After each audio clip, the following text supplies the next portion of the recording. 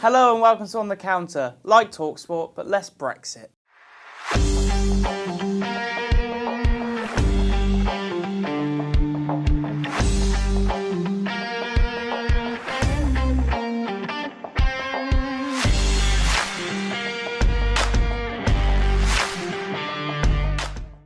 Hello and welcome to On The Counter, the show where we talk about all the football and a little bit more. Today I'm joined by 1/3 of the On The Counter mainstays. Samuel Edwards, how are you? I'm very good, thank you, Bruce. You excited to talk about today's football? I'm thrilled. Well, I wouldn't be because there was not a lot of shots on target this week, especially if you're a Bournemouth fan. Yeah. We'll get onto that later.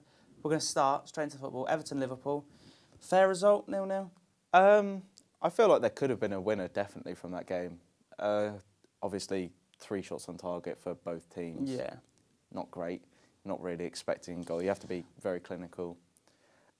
Liverpool's front three just weren't performing. Yeah, they haven't really been on fire for, I think I've got the stat here, but Liverpool have failed to score in the 2 of their past 3 Premier League games and have failed to find the net in just 1 of their previous 27 before that.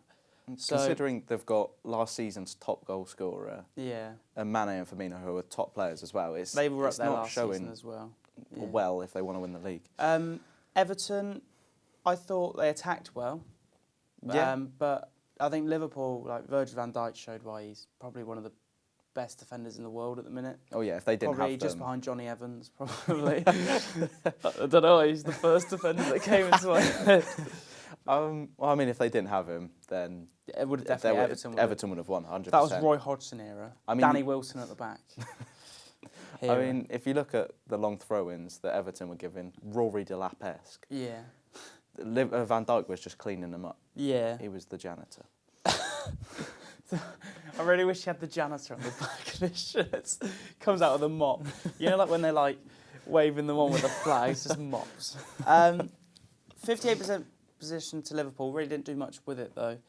It also seemed it was rinse and repeat using, I know it's the way they play with the full backs of Arnold and Robertson. Arnold, that sounded weird. It's like, hey Arnold. But do you reckon Liverpool just ran out of ideas in the end? I don't know what to say. Is that a yes or a no? Yeah, I mean, if I don't have anything to say for that, I guess that's a yes. But I can't think of anything else they could have done.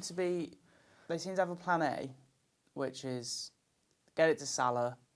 Well, Salah 100% should have scored. Yeah, like, he not on it.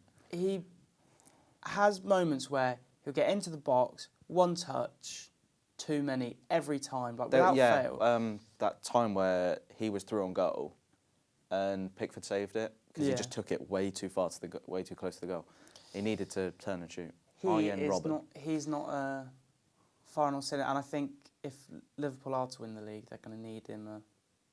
They need the last season's Salah if they want to. Yeah. They really. How many games have we got left now? 9. 9, yeah. 9 games. 1 point in it. Do you reckon Liverpool are going to win it, or do you reckon? I really don't think they will. Really? I genuinely think they will slip up. Especially if it's windy.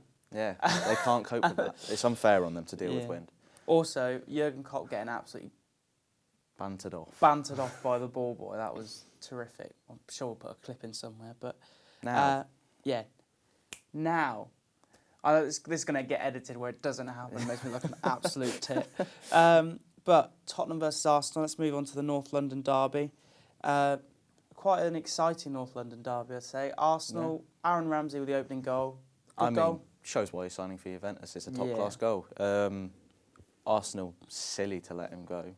Yeah. Bad decision. Oh, why did they let him go? Is he just not signing a new contract? Yeah. I don't feel like they've even offered him a contract, but it was just too late. He probably already had his mind set on going somewhere else, especially Juventus. Yeah. Well, let's look at the stats quickly before we move on to the Kane equaliser and penalty. We'll talk about Harry Kane's penalty. Let's have a quick look at the stats. 60% possession to Tottenham, quite similar to the Everton-Liverpool game. Arsenal with more shots on target. Do you reckon Tottenham are starting to, like, Kane's back and he scored, it's a penalty, but are they a bit one-dimensional? Yeah, well, if you look at when he was injured, everyone was like, oh, were Spurs going to do well? They played better. They played better because they had more options to go forward. Do they rely too much on getting the ball to Kane, and like people find it easier to defend because they're like, well, that as soon as that ball gets in the final third, we know exactly who it's going to. Yet when it's, say, Llorente and Son up front, like people are like, well, it's probably going to go to Son, but It could Llorente's go to in there for the yeah. I feel like with Kane, they think it's almost like his teammates think of him as Messi. They give the ball to him, and he's going to do all the work. Where he really, he admittedly, he's good with hold-up play and keeping the ball and all that, but he's not going to run past your defenders. Let's talk about Harry Kane. The penalty for you? Yeah, I'd say a penalty. People are questioning whether it was offside. Yeah. But the ref can't do anything. It's the liner's decision to call offside there. It's weird because about 7 Tottenham players were offside, but I mean, I don't know how the liner hasn't called that. I think people get... I mean, it might have been the fact that there was more Tottenham players in front that he maybe thought Kane was onside. He couldn't see if Kane was offside. Yeah. But, I think people forget that it's like a playable part of the body. So if his arm's offside, that's not offside. But if his leg or his head or his chest, I don't know why his chest would be further forward. Just running like a robin. Harry Kane slotted the penalty away. Probably the better penalty out of the two. Not tricky. Now makes Harry Kane has now scored 9 of Tottenham's last 12 Premier League goals against Arsenal. So he's now the highest ever goal scorer in North London derbies, overtaking the legend that is Emmanuel Adebayor. Harry Kane, he has a habit of showing up in the big games, doesn't he? Yeah, I mean, he's a world-class striker. I know I compared him to Messi, but he is a world-class player. He's not Messi's level. No. I don't think anyone's Messi's level, to be fair. Well, James Wilson, maybe. He's up there. Yeah. But, world-class striker. Obviously, he's going to get the goals. We know he can. Yeah. He's always up there now. Yeah. Like one season. I think, like, Salah... Salah's had a decent season. He's just off the ball, but Kane's, like, consistently scoring, like, except for August. Yeah. Yeah. Let's move on to the red card decision. Red card? I'd say it's a yellow card, but the way the game is moving, I can understand why that's a red card. Yeah. Obviously, I mean, he got contact on the ball, I'd say. It's also 95 minutes. Yeah. He quite clearly wasn't going for Danny Rose. He was obviously going for the ball. Was just Rose got there quickly. I don't know if it's shown on like all the highlights packages, probably was. But Danny Rose, like, studied Leno, like, in the chest. Yeah. So if he's saying studs up, surely Danny Rose should have been sent off because that's in his chest. So it's just whether the ref saw it, though. But that's where the ref VAR would be needed. Yeah. Well, it'd be interesting if they come back for that. Because it's got to be an obvious error. Yeah, well, the ref didn't see it, so... Well, that's subjective, isn't it, really? I mean... But then, like, if it's like that one, where people are saying it's a red card, and people are saying it's a yellow card, people are saying no card. Yeah, I guess. Is it just based on the guy in the VAR box? Yeah, well, it's... I guess the ref would go over to the screen, wouldn't he, and check it. I don't understand how you wouldn't see that as a foul anyway. Yeah. Anyway, Man United, big win for your boys at the weekend. Yeah. 3-2. Made hard work of it, but Man United normally do. But I think seen by the Southampton played brilliantly, and they deserved a point. But Man United were the more productive, better team on the day. I don't know the stats, but I'd say we created more chances. Like that, Southampton's goals were unbelievable. Yeah. Like well, lucky for you, Sam. I have the stats right here. Oh, why? 64% possession to Man United, 16 shots to Southampton's 9, and double the shots on target by having 6 against Southampton's 3. Lukaku getting back into the swing of things. Yeah, well, obviously when Solskjaer came in, everyone was like, oh, he's not going to fit in because we were trying to go for that front three of pace of Rashford, Martial and Lingard. Yeah. But, I mean, he's proven that in the box he can finish his chances. Obviously, out of the box, he struggles to keep a hold of the ball, but he can finish a chance, and he's doing that on his right foot, which is his weaker foot, which is it's good to see. Every goal in that game was probably up there for goal of the weekend. Oh, 2 of them definitely were, or 3. We'll start with the Jan Valery goal. Absolute banger. It's not often you see David De Gea beaten from that range. Yeah. Do you reckon it's just the pace on the ball that he just... Yeah, well, you saw he got a hand to it. He Yeah. got his hands to it. So, I mean, it's a cracking strike. I can't deny that. De Gea possibly could have got to it. Yeah. Would you expect him to save that? As one of the best keepers in the world, Yeah. you'd hopefully be getting to that. Yeah. But I mean, he probably wasn't expecting him to shoot. Yeah. No one's true. really shooting from there. Yeah. And he has, and it's gone. And if it's a right back, you're not expecting that to fly top bins. And then equaliser by Andreas Pereira. Or did Lukaku equalise? No, it's Andreas. It was Andreas Pereira. Wait. Yes, it was. Yes. It was. I'm backing myself, it was. If it wasn't, it will say it wasn't. Yeah, again, he's starting to show why Ollie's put some faith in him. When you see these players coming in, James Garner made his debut, Tahith Chong made his debut this weekend, Andreas Pereira's starting to play, does it make you think why, when you were having a bad spell, didn't Mourinho play one of them instead of Fellaini? Oh, well, it's his old reliable, isn't it, Fellaini? Yeah, well, he wasn't very reliable, got him sacked. Yeah, but, you know. Do you rate him, Andreas Who? Pereira? Well, No, not Fellaini. I think he is a good player.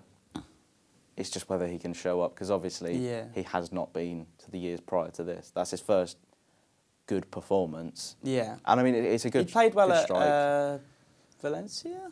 Yeah, he did all right there. Because brought him back, didn't you? But people are saying, is it because he was playing the number 10 role that he was playing well? That's the position he was meant to play. And we've been playing him CDM, centre mid, out on the wing.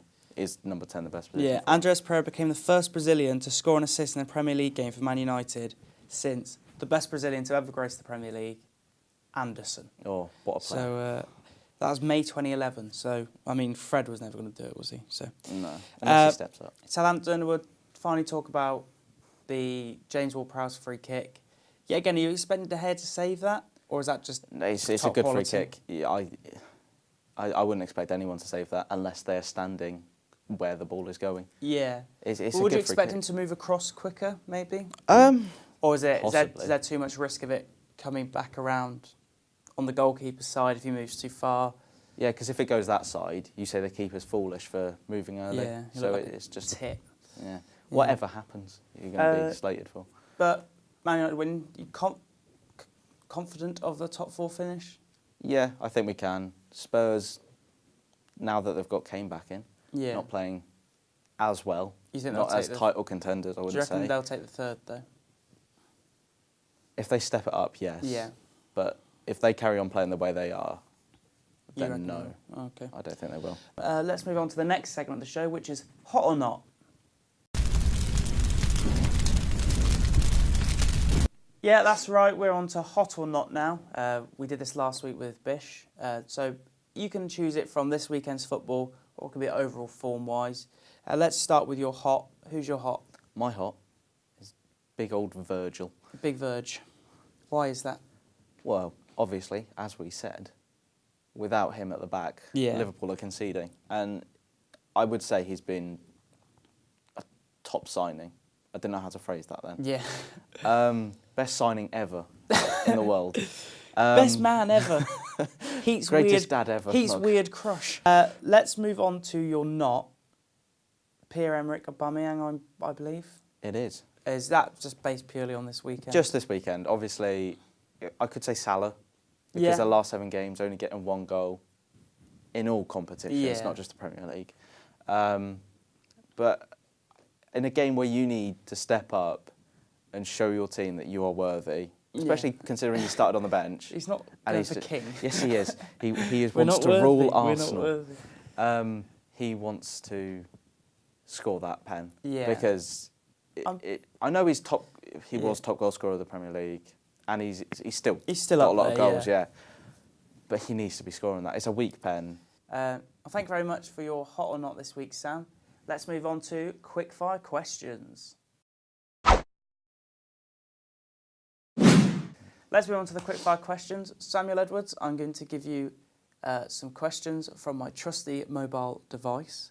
Let me go to my notes in my phone. Which is made by no certain brand. Yeah. Well, to be fair, we've evened it out with the tablet. We now and the need phone.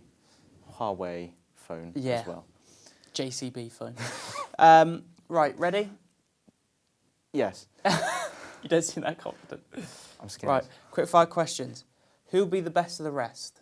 Who's going to finish 7th? 7th? Oh, God. Wolves, Everton. Everton. Everton over Yeah. Wolves? Yeah. Okay. Rodgers' success? Will he be a success at Leicester? Next season. Next season, Not not this season. Okay. Bottom 3, go. Oh, Huddersfield, Cardiff, Fulham. In that order? Not in that order. Fulham probably behind Cardiff? Yeah. Okay. I panicked. These are much more quickfire than Bishop's last week, which I appreciate. Champions League winner? Less quickfire. Barca. Really? Yeah. If Messi gets injured. If you want my quickfire answers, be ready for them. All right. I know that wasn't quickfire. Man United, Solskjaer full time? Oh, 100%. At the end of the season, though. Yeah, Not now. so wait to see how it goes. Yeah. I mean, he's probably been given the job already. As always, we've done it once. But it will be, as always, favourite ever player and why? Johnny Evans. No, Paul Scholes. Paul Scholes? Yeah, midfield maestro. Is that because he's a bit just like a normal lad you like? Yeah, and he's top quality. I mean, better than Gerrard and Lampard. Oh, and that's not up for debate. That is... Quickfire question. Gerrard, Lampard or Scholes? Sean Longstaff. Sean Longstaff is the next Paul Scholes, and you better be ready. To be fair, I heard that Paul Scholes has a poster of Sean Longstaff on his wall. So He'd be lucky. I mean, actually, if he had that like 4 years ago, that'd be really weird. It'd just be a fetus. I don't know, a poster of a fetus on you. You're into some weird crap. Yeah, so Paul Scholes, 2008, Barcelona semi-final banger. Is he just your favourite player of all time? Yeah, I mean, Man If you could United choose one legend. player to like bring back, would he be the player you bring back? Maybe George Best. Nemanja Vidic. No. Oh. Yeah. Is he one of your favourite players of all time as well? I mean, unbelievable defender. It's what we need now. Yeah. I'd rather him than Smalling. I'll say that. Paul Scholes above him though. Yeah, Paul Scholes is my favourite player, but I'd rather have Vidic in this team. Yeah. Well, thank you very much, Samuel, for joining me today. Shake your hand there. That wasn't awkward at all. We will see you next week when we will have a new guest on the show who's not actually part of the actual On the Counter team, but a special guest for a special weekend. See you next time.